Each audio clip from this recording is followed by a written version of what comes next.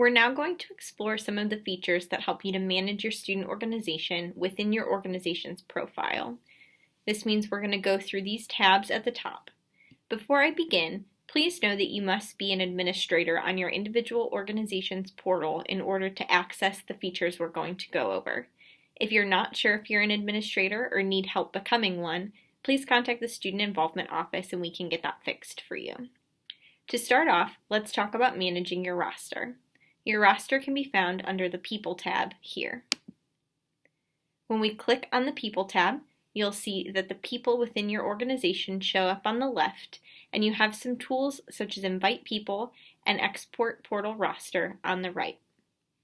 Let's talk about your individual members first. Annalicia is a member of the Multicultural Greek Council. If I click on her name, it'll pop up a box that has a little bit more information. You can see that she's the Community Relations Chair. If we needed to change that, we can click here and change her title. For now, we're just going to go ahead and leave that. We can also see her email address, when she logged in last, and what her classification of membership is within the Multicultural Greek Council. I mentioned a moment ago that you must be an administrator to access some of this stuff, and that's where this comes in. Should you need to change somebody to an administrator, you'll click Manage, select Administrator, and approve that. So now Annalicia would be able to access features such as editing the roster, creating events, and more. Since she wasn't originally an administrator, we'll go ahead and remove that by just clicking again, OK, and now she is a member. We can send Annalicia a message here, or we can remove her from the portal here. To get out of this box, we're just going to click Close, and it takes you back to that main screen. To add people to your roster, you're going to click Invite People. If I wanted to add somebody to my organization, I'm going to put their email address in here. So let's say we want to add Rob Smith. We would put his email there, and perhaps Joni Lee.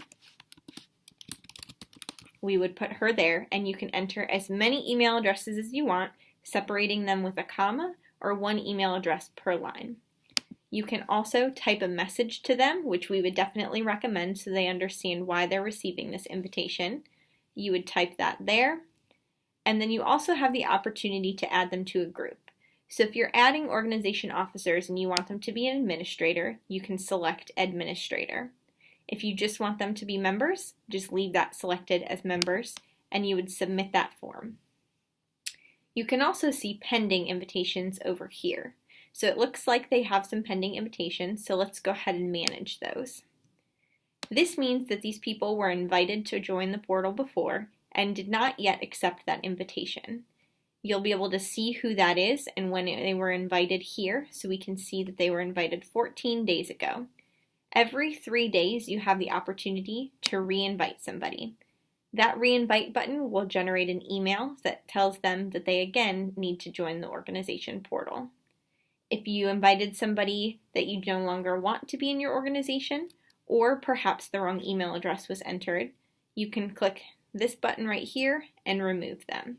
So let's just go ahead and reinvite both of them and close out of the box. So that's how you add people to your organization.